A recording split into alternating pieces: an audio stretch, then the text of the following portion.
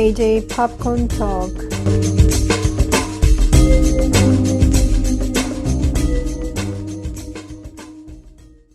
안녕하세요. JJ 팝콘 토크의 제이미입니다. 안녕하세요. 스카이입니다. 또 왔네요. 자주 봐요. 끌려왔습니다. 청취자 여러분들한테 새해 인사를 하는 게 먼저인 것 같아요. 새해 복 많이 받으시고요. 올 한 해도 건강하게 보내시고 앞으로도 JJ 팝콘 토크 많이 사랑해 주십시오. 이번 에피소드는 두 개 파트로 나눠서 들려드릴 텐데 2021년에 이제 탑 10 영화들하고 가장 재미없었던 월스트 무비 리스트 5편으로 두 에피소드를 나눠서 진행을 해보도록 하겠습니다. 그래서 10위부터 얘기를 해보겠습니다. 근데 그 스카이 씨는 한국에서 극장을 잘 못 갔으니까 별로 본 영화가 없겠네요. 그죠? 예, 넷플릭스를 통해서 본 영화 빼고는 없습니다. 여기 넷플릭스에 있는 영화도 있거든요. 그러니까 그 영화는 벌써 본 것도 있겠고 한국에서는 또 안 하는 영화도 있는 것 같아요. 그래서 그런 걸 좀 알려드리면서 전해드리도록 하겠습니다. 그러면 10위로 넘어가 볼게요.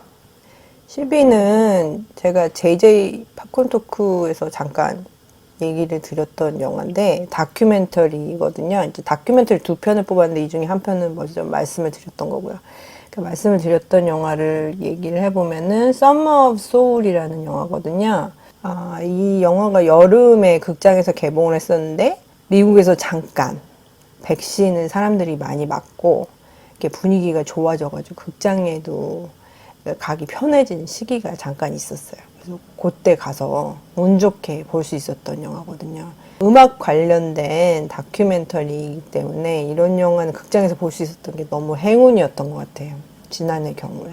JJ 팝콘 토크 에피소드 151번에서 잠깐 말씀을 드렸었는데 이 영화는 미국에서 1969년 뉴욕 할렘 컬처럴 페스티벌을 다룬 다큐멘터리인데 보통 미국 사람들은 당시에 열렸던 우드스탁이라는 뮤직 페스티벌을 기억은 하지만 이렇게 중요했던 흑인 뮤지션들이 흑인 문화를 다룬 콘서트에 대해서는 잘 알려진 바가 없었거든요. 근데 이거를 뮤지션인 퀘스트러브가 감독으로 데뷔를 하는 작품으로 선보였어요. 그래서 방대한 자료가 있었는데 6주 동안 진행이 된 거기 때문에 주말마다 그래서 자료가 많았었는데 이걸 다 정리를 하고 지금 생존하시는 그 뮤지션 분들을 인터뷰하거나 아니면 그 페스티벌에 참여했던 관객들을 인터뷰를 할 수 있어서 그 당시의 분위기를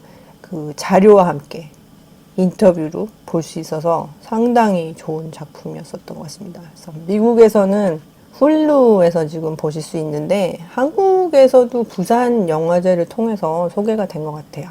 그래서 앞으로는 뭐 스트리밍 서비스로 보실 수 있지 않을까 생각이 듭니다. 그리고 같은 10위에 오른 또 다른 작품 역시 음악에 관련된 다큐멘터리인데 제목이 The Sparks Brothers예요.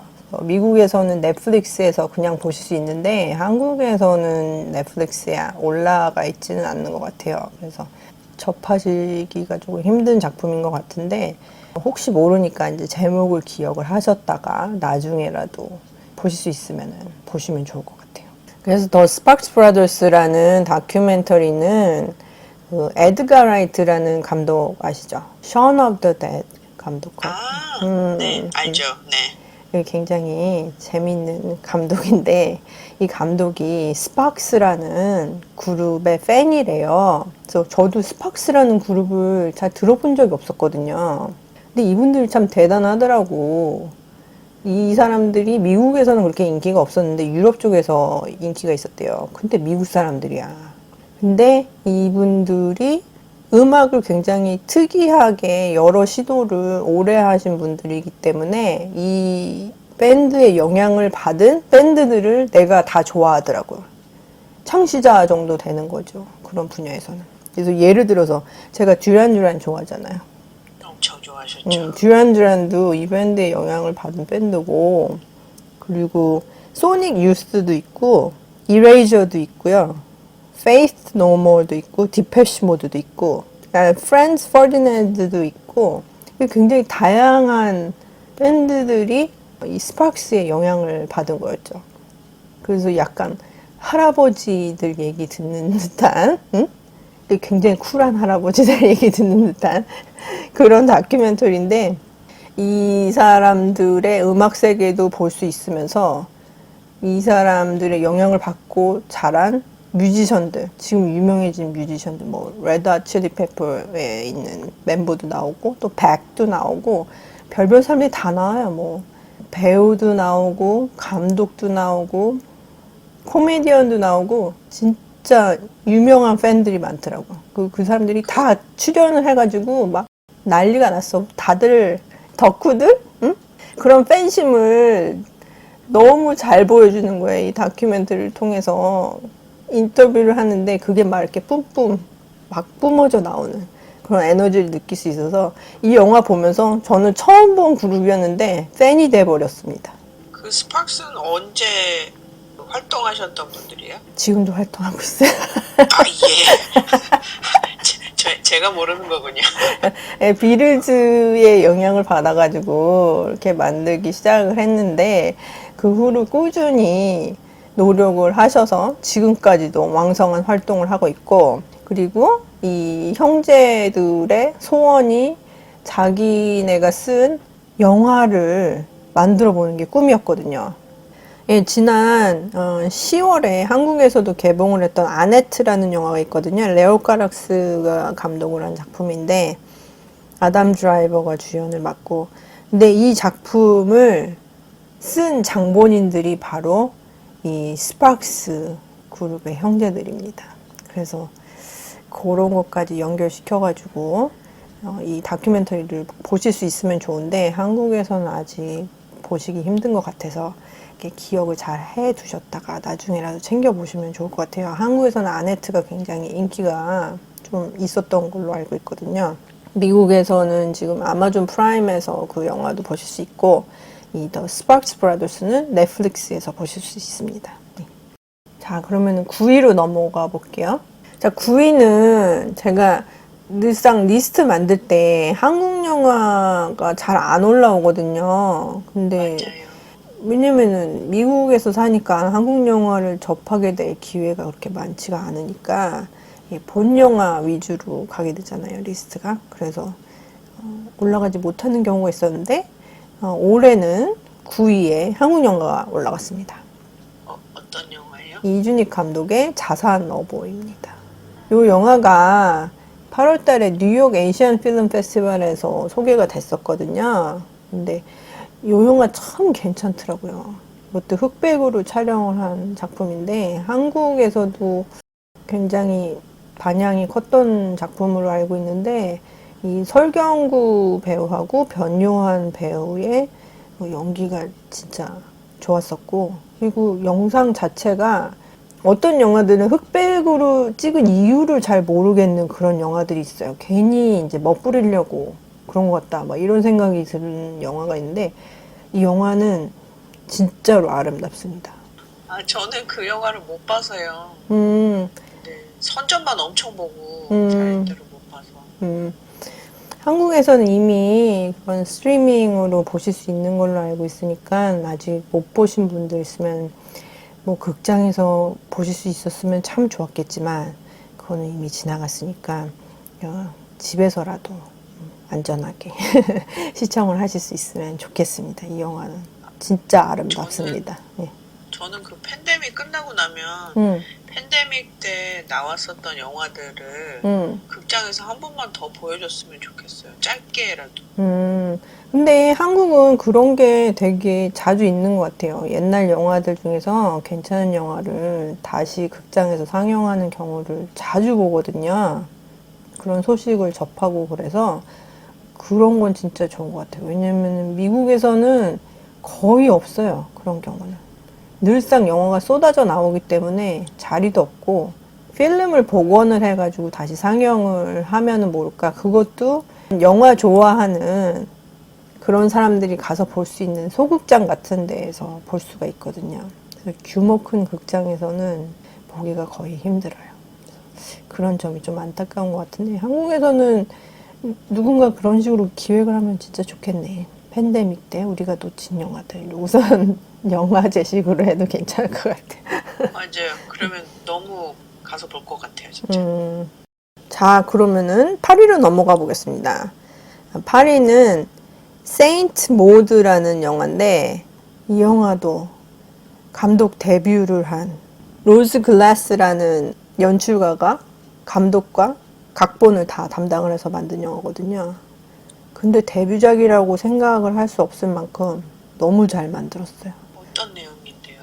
모드라는 여자 주인공의 얘기인데 그 주인공이 간호사거든요.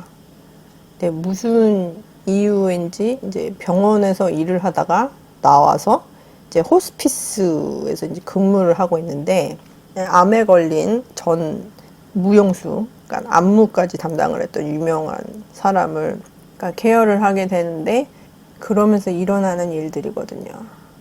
근데 막 이렇게 종교와 맞물려 가지고 처음에 봤던 그런 모두의 인상과는 전혀 다른 방향으로 이야기가 점점점 흘러가면서 어디로 튈지 모르는. 처음에는 드라마라고 생각을 했다가 점점 갈수록 스릴러 이랬다가 나중에 호러 막 이러는 거죠. 도대체 종을 잡을 수 없는 그런 영화거든요. 근데 이 영화를 프리뷰를 본 게 한참 됐었어요. 원래는 2019년에 나왔어야지 되는 영화인데 이게 영화제를 돌다가 2020년에 나올 뻔했었는데 팬데믹 때문에 밀려가지고 결국에는 제대로 개봉을 못하고 스트리밍 쪽으로 이제 풀리게 된 작품인데 지금 미국에서는 훌루에서 보실 수 있어요. 근데 이 영화 진짜 잘 만들었습니다. 감독도 여자지. 그리고 주인공 모두 역할을 맡은 배우도 신인 배우인데 머피드 클락이라고 진짜 이 광기 어린 연기 너무 잘합니다. 그래서 이 친구도 볼만하고 하여간 여기 나오는 배우들이 다 잘해요. 그리고 영화는 1시간 30분을 넘질 않아요. 영화가 짧다는 생각도 안 들고 진짜 잘 만들었습니다. 근데 새해에 볼만한 영화는 아니에요. 좀 마음을 다잡고 정신 상태가 강인할 때 보시는 것을 권장해드립니다. 상당히 새해 제일 강하지 않나요? 아니죠. 이게 멘탈이 흔들릴 수가 있기 때문에 새해 목표를 잘 세워놓고 이거 보고선 될 대로 되라 이럴 수가 있기 때문에 이거는 약간 심신이 딱 이렇게 안정되고 건강할 때 봐야지 될 것 같아요. 예, 세인트 모드는 한국에서는 아직 소개가 안 된 것 같은데 이 영화도 기억을 하셨다가 연초 말고 좀 지난 다음에 보시면 좋을 것 같아요. 자, 그러면 7위로 넘어가 보겠습니다. 7위는 제가 JJ 팝콘 토크에서 155편인가요? 이 에피소드에서 이 영화만 소개를 한 적이 있었거든요. 어떤 영화죠? 다이애나 비에 대한 영화죠. 스펜서라고 크리스튼 스튜어트를 제가 별로 좋아하지 않는 배우인데 이 배우의 연기력을 인정을 할 수밖에 없는 그런 영화가 되겠습니다. 그래서 잘하면은 이번 어워드 시즌에서 이 크리스튼 스튜어트가 후보에 올라갈 수 있을 것 같고 진짜 운이 좋으면은 상까지 받을 수도 있는 그런 영화가 될 것 같아요. 이 영화는 지금 현재 미국에서는 극장에서는 이제 내려갔고 스트림 쪽에서 돈을 주고 렌트를 하셔야지 되거든요. 그래서 3불 99전에서부터 5불 99전까지 이제 플랫폼에 따라서 다른 가격으로 렌트를 하실 수 있습니다. 이 영화도 아직 한국에서는 소개가 안 됐거든요. 근데 이 작품은 음악 감독을 담당을 한 자니 그린우드라는 음악가가 있는데 레디오 헤드 그룹의 멤버거든요. 그래서 지금은 음악 감독으로 굉장히 많이 활동을 하고 있는데 이번 시즌에만 나온 영화로도 스펜서도 있고 파워 오브 더 덕도 있고 그리고 리커러스 피자라고 폴 토마스 앤더슨 감독이 한 영화가 있거든요. 이 영화도 뭐 평론가들 리스트에 다 탑 10에 다 오르고 어떨 때는 1위 하는 것도 굉장히 많은데 제 리스트에는 안 들어갔어요.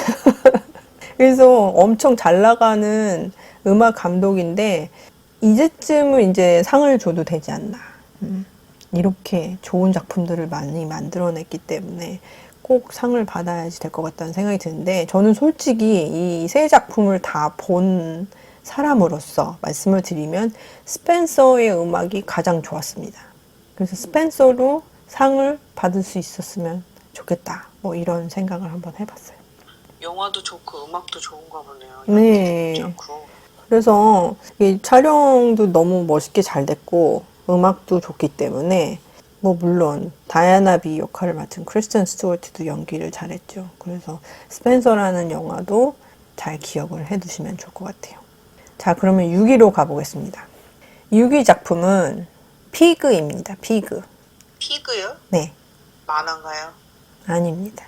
영화입니다. 니콜라스 케이지가 주연을 맡은 작품인데, 제가 이 작품에 대해서도 간단하게 JJ 팝콘 토크 에피소드 151번에서 잠깐 다뤄본 적이 있었는데, 이 작품은 지금 미국에서는 훌루에서 보실 수 있고 한국에서는 2월에 개봉이 되는 것으로 제가 알고 있어요.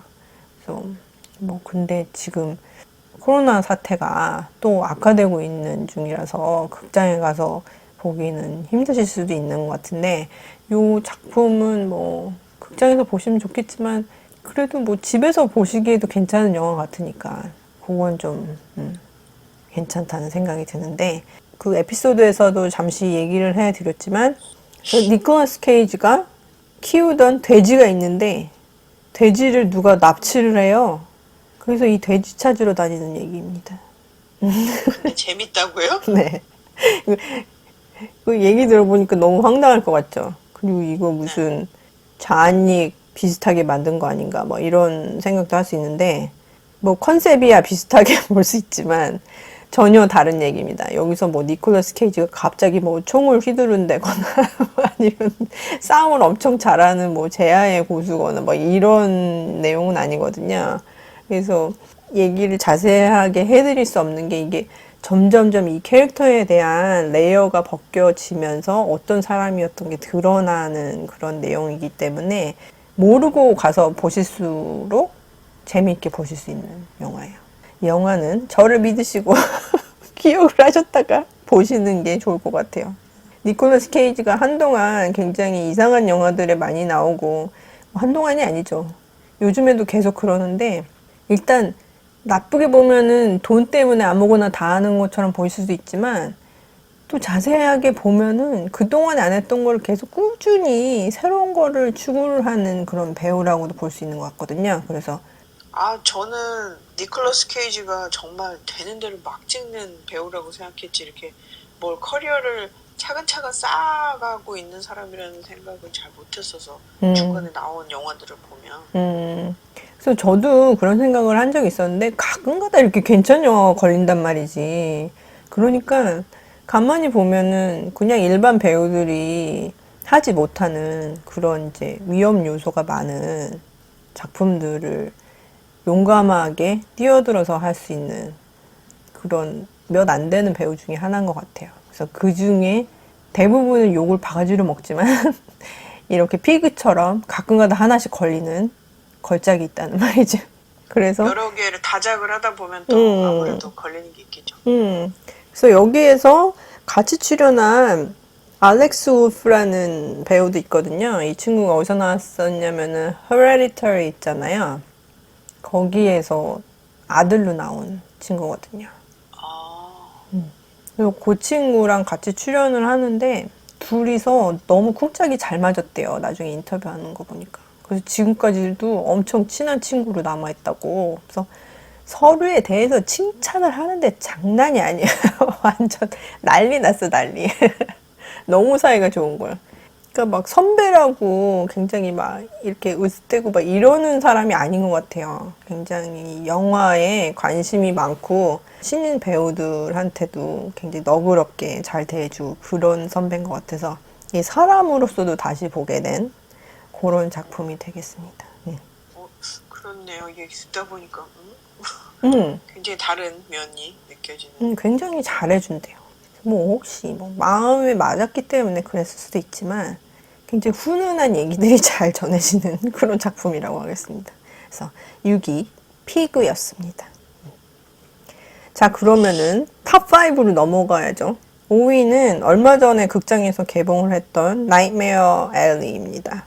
이 작품은 기에르모 델 토로 감독이 수곡 연출까지 한 작품인데, 제이미 씨가 굉장히 좋아하는 감독님 아니십니까? 네, 전 원래 이 감독의 영화를 좋아했지만 또 인터뷰하면서 한 3번인가를 가까이서 보면서 대화를 나눠봤었거든요.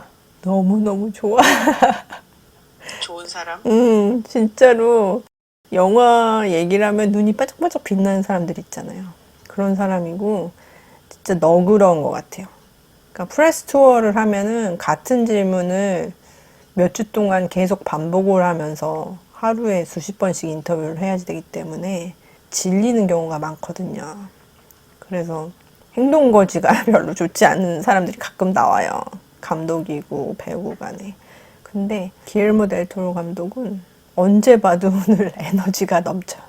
영화 얘기할 때 진짜 에너지 넘치고 이 작품에 대한 사랑이 그냥 눈으로만도 다 느껴지는 그런 사람이기 때문에 영화가 그렇게 잘 되지 않았어도 늘 저 나름대로 만족을 하고 그랬었는데 이 나이트메어 앨리 경우에는 진짜 저는 재밌게 봤었는데 이쪽 미국 쪽의 평론가들한테는 별로 그렇게 좋은 평을 받지는 못했어요. 그래서 특히 좋은 평을 받지 못했던 게 브래들리 쿠퍼가 주인공으로 나왔는데 컨셉상 브래들리 쿠퍼가 연기를 할 만한 그런 배역은 아니었어요. 왜냐하면은 좀 어린 20대 정도의 배우가 연기를 했어야지 맞는 그런 역할이었었거든요. 근데 브래들리 쿠퍼는 이제 40대니까 극 중에서도 다른 캐릭터가 Hey Kid 이러면서 부르는 그런 게 이제 나오는데 브래들리 쿠퍼를 헤이 키드라고 부른다고요? 그러니까요. 사람들이 거기서 다 기억을 하는 거지. 그래서 저도 그 부분을 보면서 그건 아닌데 막 이러면서 봤었는데 상대가 70이나 80 정도 되시는 분이었나요? 뭐 나이가 분명 브래들리 쿠퍼보다 많긴 했지만 캐스팅에서 그 초반에 다른 배우를 써도 괜찮았다는 생각이 들긴 하지만 근데 그런 거를 논하기에는 이 전체적인 이 프로덕션 디자인이나 아니면은 캐스팅이나 연기 면에서 너무 괜찮았었거든요. 이 나이트메어 앨리라는 영화는 1947년에 발표가 된 원작 그 영화가 있거든요. 그래서 그 영화는 지금 유튜브에서도 보실 수 있는데 그러니까 그 영화를 참조하기보다는 원작 소설을 많이 참조를 해가지고 만든 작품이라고 보면 되겠는데 훨씬 더 그 캐스팅 면에서나 아니면은 작품성 면에서 이 작품이 월등하다고 생각이 들고 그리고 예전에 그 카니발이 미국의 곳곳을 다니면서 이제 공연을 하고 그럴 때 배경을 한 거거든요. 그래서 거기에서 이제 브래들리 쿠퍼가 나름대로의 스킬을 배우면서 나중에 독립돼서 나와서 살게 되는 그런 내용까지 이어지거든요.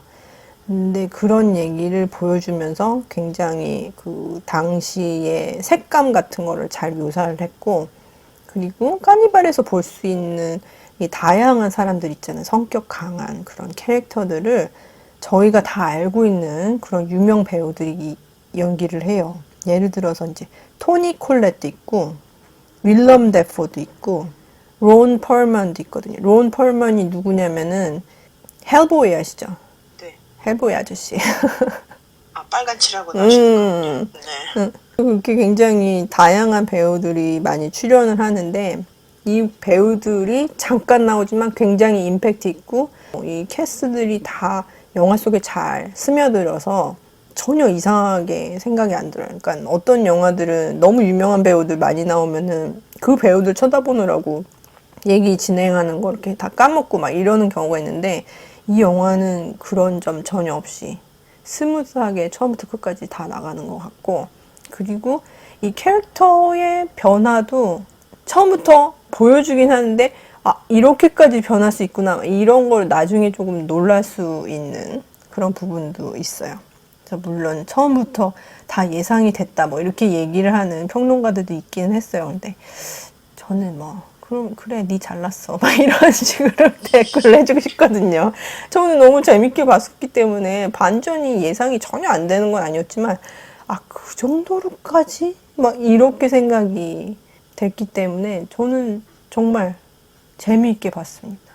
그리고 기회가 되면은 극장에서 한 번 더 보고 싶은데 이 코로나 사태가 점점 안 좋아지기 때문에 저는 아직까지 스파이더맨도 못 봤어요. 여기서는 엄청 장사가 잘 되고 있거든요. 그래서 한국도 마찬가지. 근데 제가 이미 말씀드린 것처럼 미국에서는 뉴욕 경우에는 다 백신을 맞은 사람인지 확인을 하고 들여보내기 때문에 조금 괜찮고 안에 들어가서도 마스크를 하고 있어야 되거든요. 근데 다른 곳은 전혀 그런 게 없어요. 그래서 그냥 백신 맞은 사람들 제외하고는 마스크를 착용을 하는 게 좋을 것 같다. 이렇게 제안을 하는 정도거든요. 누가 마스크 하겠어, 그러면. 하기 싫은 사람은 안 하겠지. 근데 대부분 안 하는 사람들이 다른 사람 생각 안 하는 백신 안 맞은 사람일 경우가 많거든요. 근데 그런 사람들이 꽉꽉 매운 매진된 극장에서 스파이더맨을 본다는 생각만 해도 이렇게 막 진짜 위험하겠다 막 이런 느낌이 들기 때문에 아직까지도 스파이더맨을 못 보고 있답니다. 그래서 그 스포일러 안 들으려고 피해 다니는 게 굉장히 힘들어요. 모두 다 지뢰밭이야. 서로 막 분석하는 게 너무 많기 때문에 그렇습니다. 근데 나이트메어 앨리 얘기하다 이렇게 됐죠. 그래서 나이트메어 앨리는 극장에서 보면 진짜 이 화면이 아름답기 때문에 정말 재미있게 볼 수 있는데 극장에 아직 걸려있기는 한데 한 2, 3주 안으로 없어질 것 같아요. 그래서 그러면 다시는 극장에서 보기 힘든 작품이라서 좀 안타깝긴 합니다. 한국에서도 상영을 할까요? 기에르모 델 토로 감독이니까 하진 않을까 싶긴 한데. 아마 하겠죠. 근데 진짜 이 작품은 나오는 배우들만 봐도 꼭 보고 싶은 영화가 될 것 같아요. 그러니까 이름은 몰라도 얼굴은 아는 배우들이 완전 쫙 깔려 있거든요. 근데 다들 잘합니다. 자, 그리고 기에르모 델 토로 감독의 작품 세계를 잘 보여주는 그런 영화이기 때문에 극장에서 볼 수 있는 기회가 있으면 보면 좋은데 일단 건강이 우선이기 때문에 조심해서 보시면 좋을 것 같아요. 자, 그러면 4위로 넘어가 보겠습니다. 4위는 JJ 파콘토쿠 149번이죠. 거기서 다뤘던 In the Heights입니다. 그래서 뮤지컬 영화 말씀하신 네네. 거죠? 이 영화도 이제 HBO 맥스에서 스트리밍하고 그리고 이제 극장에서 개봉을 동시에 한 작품 중에 하나거든요. 그래서 저 같은 경우에도 극장보다는 안전한 집에서 보기를 원해서 HBO 맥스로 봤는데 너무 재밌는 거예요. 그래서 진짜 극장을 가고 싶었는데 그때도 그렇게 상태가 좋은 건 아니었기 때문에 극장에는 못 가고 그랬던 것이 조금 안타깝긴 한데 올해 뮤지컬 영화가 몇 개가 나왔어요. 뭐 틱틱 붐이라든지 아니면 웨스트사이드 스토리라든지 뭐 이런 작품들이 있었는데 그런 작품들도 다 괜찮긴 했지만 인더 하이츠가 저는 정말 좋았다고 생각이 듭니다. 그래서 크레이지 리치 에이션을 감독을 했던 존 M. 추가 연출을 맡았거든요, 이 작품. 근데 솔직히 말해서 크레이지 리치 에이션스는 그렇게 작품성이 좋은 영화는 아니잖아요. 그리고 코미디 그리고 이 감독을 웅장한 뮤지컬 영화의 연출 맡길 만한 그런 감독으로는 생각을 안 했었거든요. 과거에 뭐 음악을 다룬 영화든지 뭐 이런 춤을 다룬 영화든지 뭐 이런 거는 좀 했었어도 그렇게까지 생각을 안 했었는데 인더 하이츠를 보니까 야, 이 감독 진짜 아무거나 맡겨도 잘하겠다 막 이런 생각이 들 정도로 너무 잘 만들었어요. 그리고 진짜 이거를 쓴 작가나 브로드웨이에서 연기를 했던 배우나 뭐 이런 사람들이 다 같이 만들었기 때문에 뉴욕에 대해서 너무 잘 아는 사람들이 뉴욕 영화를 만든 거거든요. 그래서 애매하게 뭐 캐나다에서 찍던지 뭐 아니면 이상한 사운드 스테이지에서 찍던지 이렇게 만든 영화가 아니라 진짜 길거리, 뉴욕 길거리에서 찍은 작품이기 때문에 뉴욕을 그대로 잘 볼 수 있는 영화 중에 하나라고 생각이 듭니다. 그래서 진짜 뉴욕이 이렇거든요. 뭐 어디 섹스앤더시티처럼 늘상 뭐 잘 사는 백인 여자들이나 수트 입고 다니는 백인 남자들 이런 사람들이 있는 데가 아니라 뉴욕은 진짜 걸어 다니다 보면 별별 사람이 다 있는 데잖아요.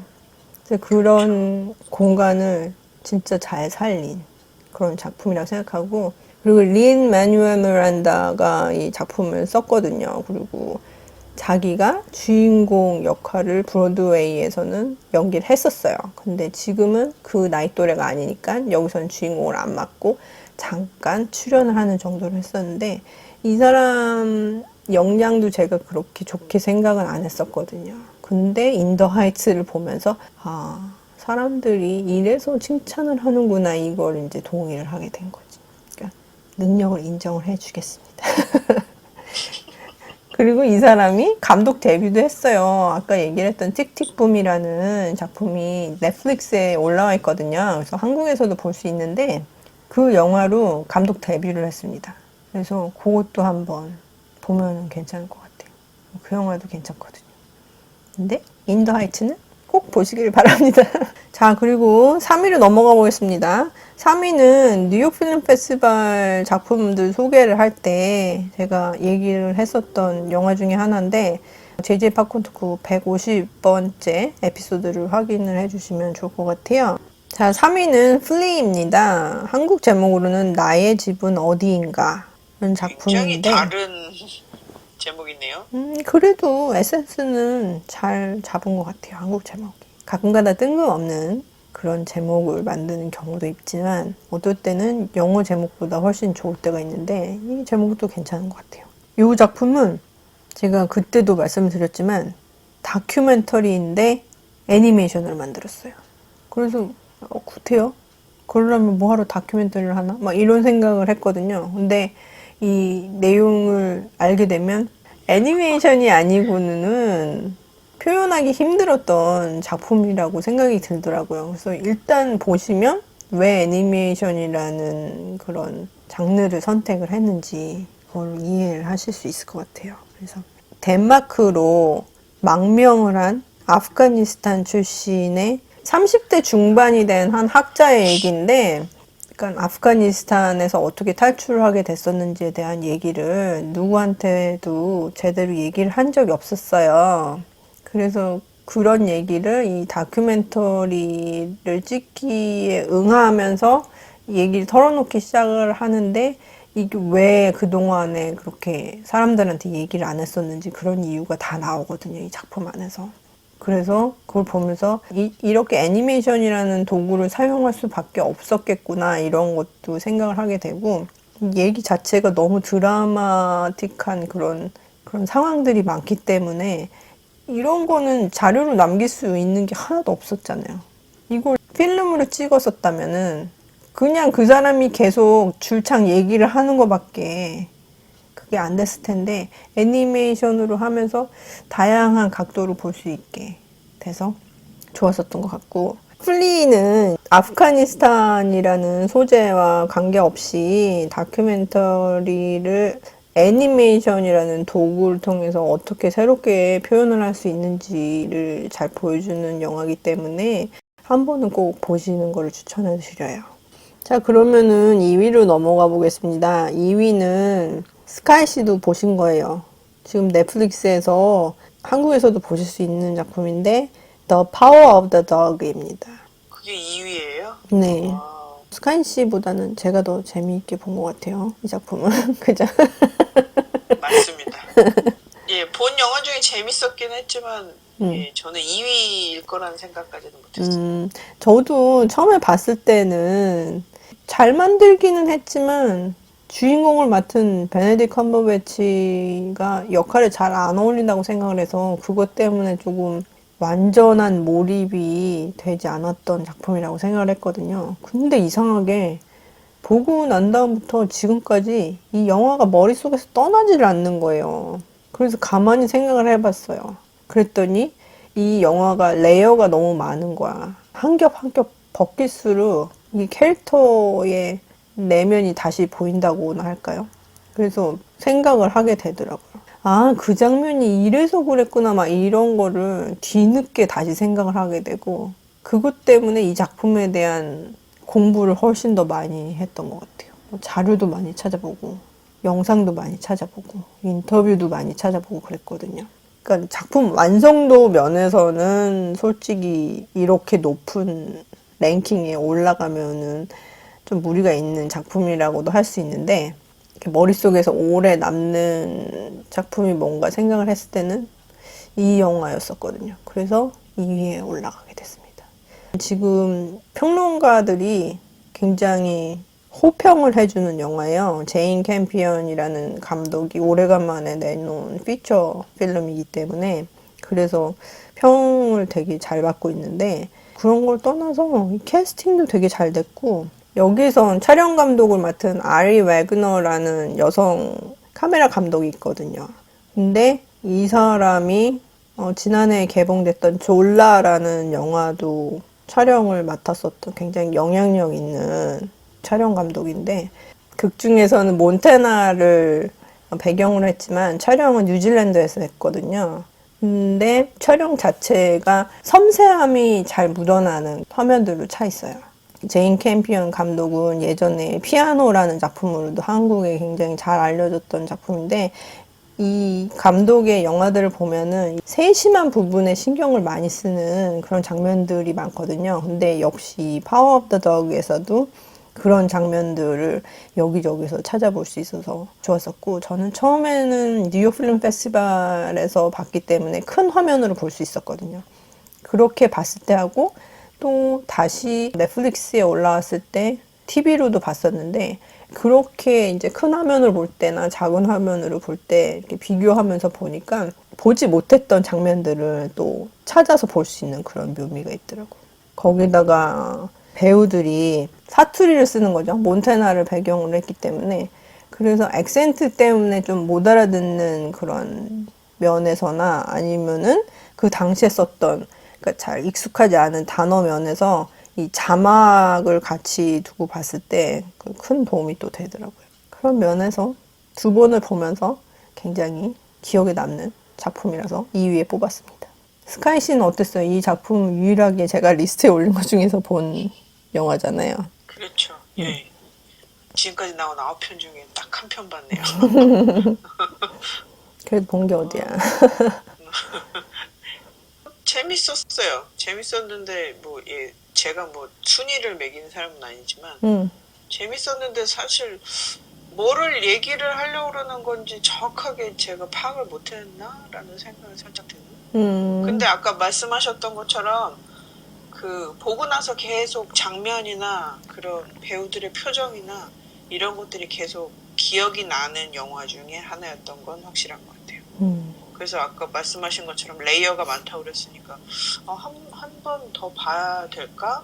조금 더 알아보고 볼까라는 생각이 지금 드네요. 듣다 보니까. 저는 솔직히 이 영화를 두 번 봤다 그랬잖아요. 근데 첫 번째 봤을 때는 영화를 전체적인 면에서 봤던 것 같고 두 번째 봤을 때는 베네딕 컴버배치가 맡은 필이라는 캐릭터를 중심으로 본 것 같아요. 근데 보고 나서 생각이 드는 게 뭐냐면은 코디 스미트 맥피라는 그 피러 역할을 맡은 아역배우 출신의 배우가 있잖아요. 요 캐릭터를 중심으로 한번 더 봐야지 될 것 같다는 생각이 또 들더라고요. 그래서 그 캐릭터의 관점에서 영화를 다시 볼 때 영화가 또 다르게 보일 수 있는 그런 매력이 있는 작품이라고 생각이 들어요. 제가 아는 친구도 이 영화를 보고서는 굉장히 잘 봤다고 그러는데 주인공이 베네딕 컴버배치가 맡은 필이 아니라 피러가 주인공이라고 그렇게 얘기를 하더라고요. 근데 그 얘기도 맞다고 볼 수 있는 것 같거든요. 피러가 처음부터 끝까지 나레이션을 담당을 하고 그렇기 때문에 그렇게도 볼 수 있는 것 같아요. 그래서 어느 캐릭터의 관점에서 보냐에 따라서 영화 느낌이 더 새로워질 수 있는 그런 희한한 작품인 것 같아서 오래 기억에 남았습니다. 저는 사실 크리스틴 던스트를 옛날에 그 뱀파이어와의 인터뷰에서 처음 보고 나서 그냥 그런 배우구나, 뭐 그냥 아역부터 시작한 그냥 그런 배우구나라고 생각했는데 그 영화 보고 정말 놀랐거든요. 저렇게 잘하는 배우였나? 라는 생각이 들었었어요. 아, 더 파워 오브 더 덕 보면서 놀랐다고요? 네. 그리고 저한테 얘기한 적 있잖아요. 그거 보면서 처음에 누군지 못 알아봤다고. 네, 맨 처음 장면에서 처음 나오는 장면이 그 식당에서 있는 장면이었는데 처음에 보고 못 알아봤어요. 그래서 저 언니 누구? 이러고 보고 있는데 점점 가까워질수록 크리스틴 더스트여서 저렇게 하고 나온다고? 여배우가?